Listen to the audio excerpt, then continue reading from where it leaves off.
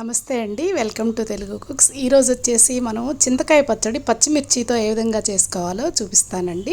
ఈ చింతకాయ పచ్చడి చింతకాయలు దొరుకుతాయి కదా సీజన్లో, ఆ చింతకాయలు తీసుకొని నీట్గా శుభ్రంగా కడిగేసి వాటిని రోట్లో వేసి తొక్కి పెంకు గింజ ఏరి పసుపు ఉప్పు పెట్టి సంవత్సరం అంతా నిల్వ ఉండేటట్టు పెట్టుకుంటారండి. అవసరమైనప్పుడు తీసుకొని పచ్చిమిర్చి కానీ ఎండుమిర్చి కానీ వేసేసి పచ్చడి చేసుకొని వేడి వేడి అన్నంలో ఒట్టిపప్పు కాంబినేషన్లో నెయ్యి తగిలించి తిన్నామంటే అబ్బబ్బబ్బా ఎంత అమోఘంగా ఉంటుందంటే తప్పకుండా ట్రై చేయండి. చాలా చాలా కమ్మగా ఉంటుంది.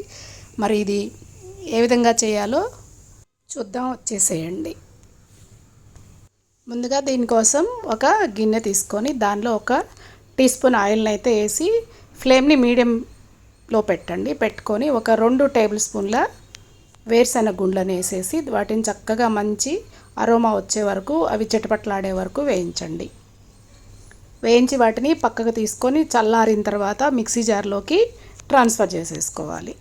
అదేవిధంగా అందులో ఒక టీ స్పూన్ జీలకర్ర, ఒక 5 నుంచి 6 వరకు గార్లిక్ క్లోవ్స్, వెల్లుల్లిపాయ రెబ్బలు, అదేవిధంగా కొంచెం చింతపండు. చింతకాయ పచ్చడి చింతపండు ఏంటి అనుకుంటారేమో, చింతపండు వేస్తేనే ఆ టేస్ట్ డిఫరెంట్గా ఉంటుంది. చింతకాయ పచ్చడి అయినా వేయండి.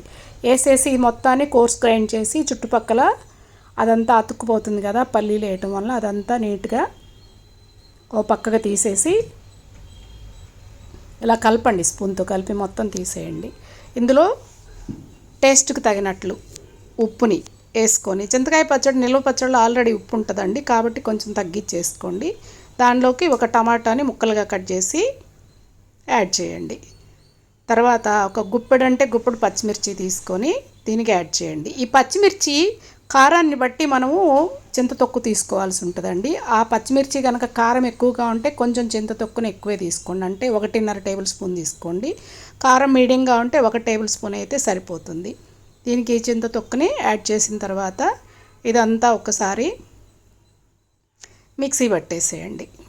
ఆ టమాటాల్లో పచ్చిమిర్చిలో వెట్ ఉంటుంది కదా, ఆ వెట్ సరిపోతుందండి.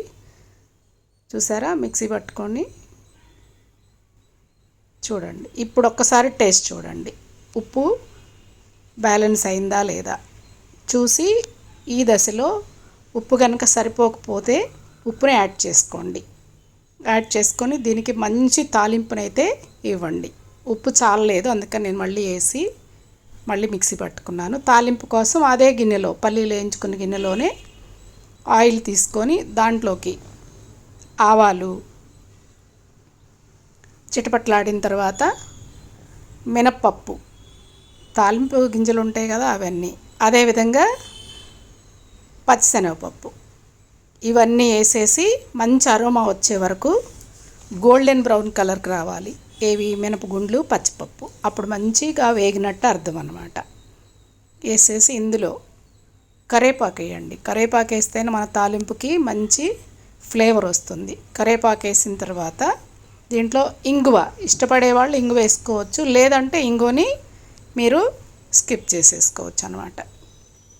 ఇవన్నీ బాగా వేగిన తర్వాత ఉల్లిగడ్డ ముక్కలు వేయండి. ఉల్లిగడ్డ ముక్కల్ని ఎక్కువ వేయించొద్దు. ఉల్లిగడ్డ ముక్కలు వేసిన వెంటనే ఒక 2-3 సెకండ్లలోనే మనం రుబ్బి పెట్టుకున్నటువంటి చింతకాయ పచ్చడి ఉంది కదా, పల్లీలతో కలిపి రుబ్బాము, దాన్ని వేసేసి 1 నిమిషం పాటు చక్కగా ఆ తాలింపు అంతా మన పచ్చడికి పట్టేటట్టు బాగా కలిగి తిప్పండి.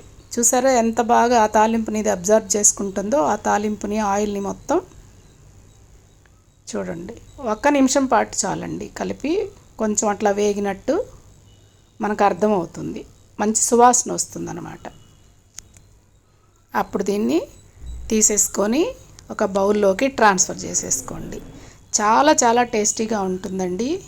చింతకాయ పచ్చడి తప్పకుండా ట్రై చేయండి. అన్నంలోకి కానీ, దోశలోకి కానీ, పూరీలోకి కానీ, దేనిలోకైనా చాలా బాగుంటుంది.